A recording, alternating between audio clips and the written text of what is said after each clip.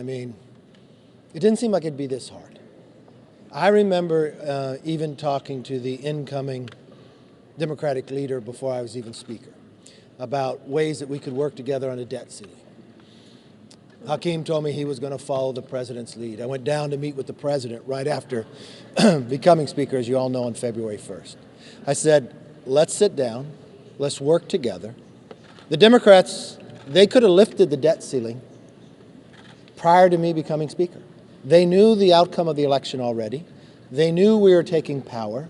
They passed an omnibus bill, but they decided not to do the rising of the debt ceiling, even though they thought people should just raise it cleanly. Speaking with the president, I told him two things. We'll not raise taxes. Why? Because we got more revenue coming in to our coffers at any time in American history. The problem is the Democrats had been in power and they increased the amount of spending to the highest level we've ever had at any time in American history, especially to GDP. And now we have the highest debt at any time to American history. So I just think it's common sense, it's reasonable and it's rational that we spend less next year than we spend this year. Every household would do this. We have money that sits out there, COVID, that's been appropriate that hasn't been used. We now know the damage that the Democrats have done in the majority when they spent that extra $6 trillion. It brought us inflation, harming every single family, made us more dependent upon China. It created 3 of the largest 4 bank failures in American history in the last couple months. We cannot continue down this path. But the president waited 97 days, not even to talk to me. He could have spoken to me and said we were wrong on other angles, but he didn't. And now we're 8 days away from Biden having a default. I don't want that to happen. That's why the Republicans in the House in April lifted the debt ceiling with common sense, sensible things. They're pulling the COVID money back, work requirements, they let people go back to work, help our supply chain, make us less dependent on China, and more importantly, people working, then they're paying into Social Security and Medicare, making those 2 entities stronger. And then making us stronger in our energy field where we're cutting the red tape, where we could build things in America again, putting people back to work. That's reasonable, that's rational. But it sits in the Senate. But if the president waits too long, he can always take that up. You said yes. finish the negotiations. Has there been appreciable progress over the last? Look, there's differences. We know where it's at. You have to spend less than you spent last year. That's not that difficult to do. But in Washington, somehow, that is a problem. They have increased spending with the Democrats in the majority on discretionary spending by more than 33%. No household's been able to afford to do that. We can find waste, we can eliminate that. The president eliminated a lot of places that we can't talk about, so I got a short area to do it, but we found a reasonable way to do it. So it's not that, look, I think we can make progress today. I'm hoping that we can make progress. Mr. Speaker, what do you say to those who believe you can't get to yes because so many members of your conference won't accept anything less than the bill you've already passed? They're wrong. You know, you underestimated me the whole time. The one thing you should learn for me, I will never give up for the American people. Those are the people I'm looking at. Can we get to yes? Yes. We passed the bill. With no Democrats. You need a bipartisan bill now. So you get to yes on a deal that will take Democrats. Thank you, because you just identified the problem. No Democrats. So every Democrat voted against raising the debt ceiling. Nothing has happened in the Senate. I'm not a senator. I don't control the Senate. Why didn't they pass something? The president, he didn't talk to us for 97 days.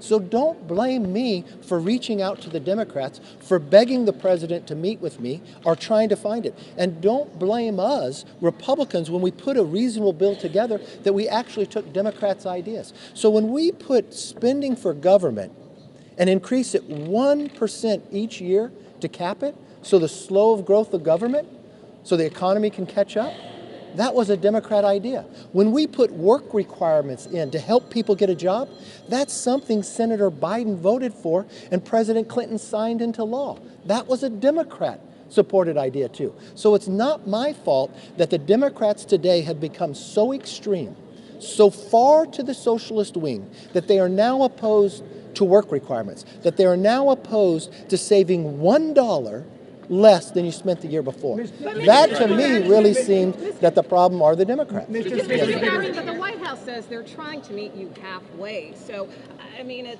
this stage of the game, since you are at loggerheads, what is the off-ramp here?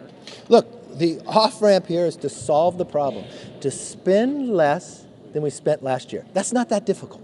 They still want to spend more. You cannot do that. No household would do that. Look, I explained this before. Plan is unreasonable. Well, they don't have a plan. They never passed anything. So, and you can't spend more money the next year than you spent this year. Look, I've explained this before. A debt ceiling, so the American people understand, is having a credit card. You raised and you hit the limit.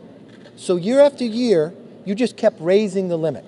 So you're paying more interest. So now in America, 17 cents out of every dollar comes in just goes to interest.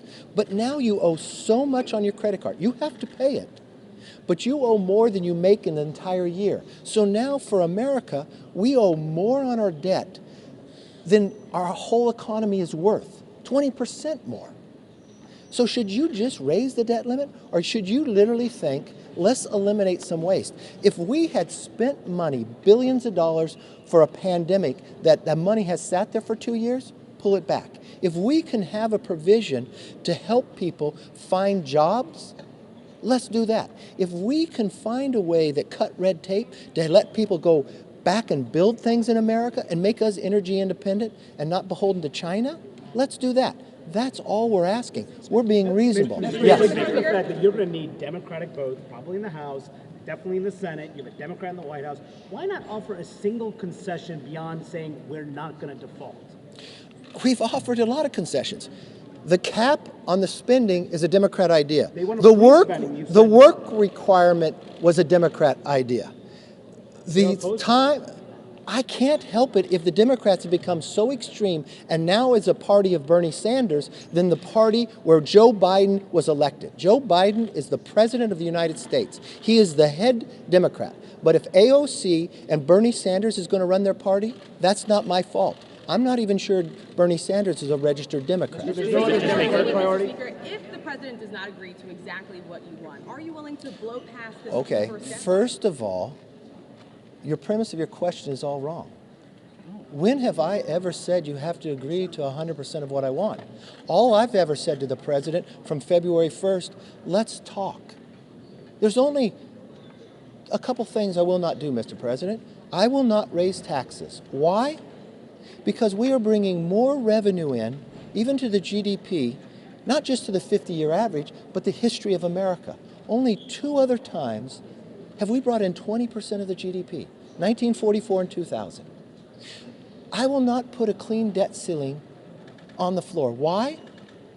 Because we've spent more than we've ever spent before and we have the highest debt than we ever had before. I just don't think that's right. But no, let me finish the question.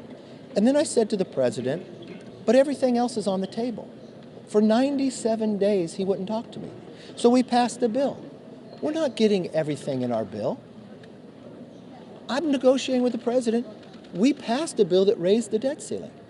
If I did what you're saying, we wouldn't be talking. But I sit, and I'm sitting and sending our negotiation team down with theirs, their team is highly respected on both sides of the aisle. They know this House and Senate well, and I know together. And maybe you discounted me too. I didn't win Speaker on the first vote. It took 15 rounds. And you know what? I think we're stronger for it. And it's probably we didn't solve this problem on the first negotiation, but it took us 97 days. I firmly believe that we'll be able to get there. Yes, sir. Your negotiators yesterday said that the concession Democrats were getting was to raise the debt ceiling. So within the room there, what concession are you willing to give in order to save the economy? I'm willing to make America stronger, to curb inflation, less dependency on China, and spend less than we spent the year before. Because you know what? When we're elected, the power is loaned to us from the American public. Who's representing them? It's not my responsibility to represent the socialist wing of the Democratic Party. If the Democrat socialist wing and Bernie Sanders cared so much, they would have passed the bill.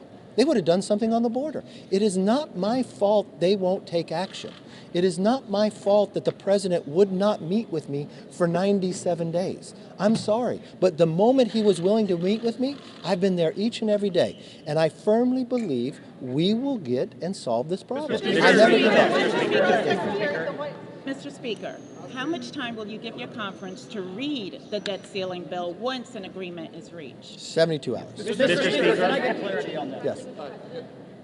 Yes. Thank you, Jack Riffield. Could I ask you a couple questions on popcorn to my colleague Melina from our sister outlet, NTD? Okay, ask your question. Okay.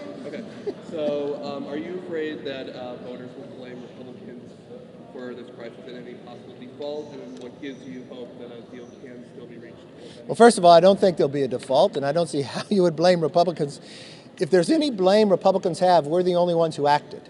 So if the American public didn't want if they get rewarded for not taking an action and ignoring a problem, the Democrats are going to win that award every day. They did that with Title 42 on the border. They've done that with inflation. They lied to us and told us it was transitory. They did that with the debt ceiling. They told us we shouldn't talk. So I'm sorry. If you want to blame Republicans for solving problems, we'll take that blame. Yes, ma'am. Yes. Thank you. Will you blame progressives then if we default? Look, I'm not. The only thing I look at, if the Democrats control the Senate and they control the White House, and they wouldn't even do a bill and they wouldn't even communicate, I don't think I have to say who's to blame. If the Republicans have passed a bill that raised the debt ceiling, did it in a responsible, sensible way, I think the American public understand that. But first of all, let me tell the American public, I am not going to give up. We're not going to default. We're going to solve this problem. I will stay with it until we can get it done. But let's be honest about this. We have to spend less than we spent last year. It is not my fault that the Democrats cannot give up on their spending. And you would think, if you have the most revenue in the history of coming in, but when the Democrats were in power, they spent the most money. So we have the most expenses going out, the expenditures. It's not a revenue problem, it's a spending problem. And then you have the highest amount of debt. Don't you think that would finally wake them up to be sensible? Now look, I don't want to point things out, but we have a new here with CNN. I just heard on your news station that 60% of Americans believe the debt ceiling should only be raised after you found savings. So to your question, I think we're representing the American public, and that's what we'll continue to do. Look, I apologize. I got to open up the House. I appreciate spending time with you. We'll continue to keep you updated as we go, and I look forward to the days. Thank you all very much. What's the timeline that you're working with?